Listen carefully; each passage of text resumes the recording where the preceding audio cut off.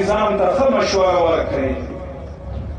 زمونږ ستاسو ذمهداري ده د ښه ترجماني وکړو. د علماو ډېر لوی ذمهداري ده.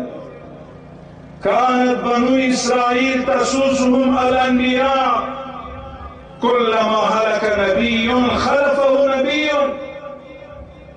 نبی علیہ السلام فرمائے بنو اسرائیل انبیاء کرام سیاست کو. اور امام شامی فرمائی سیاست معنی اصلاح دا. کو ټولنه کی کو جامعه کی اصلاح وسوق راولی. امر بالمعروف نهی عن المنکر. تاسې علما دا د ټولو ذمهداري ده. علماء خو فرض ده.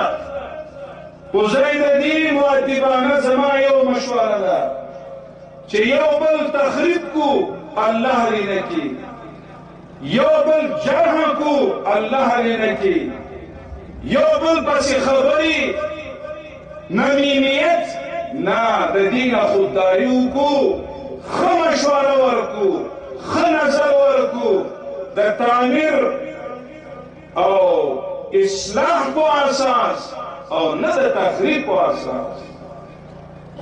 نو الله تعالی دې دغه مدارس الله دې قائم او دائم ولري. پروردگار عالم دغه علما شاداد آباد کی او دغه ولس په موږ او تاسې حق لري. باید ولس مجروح نه کو، باید ملت خفه نه کو.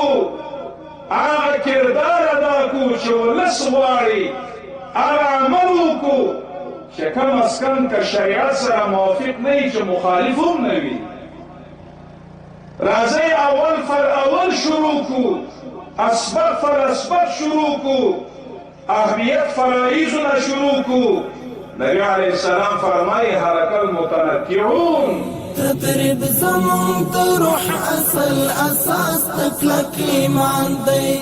روزل تخبل وجود بحق بگران افغانستان دی. او شکر خپلواکی د استقلال وطن آزاد دی.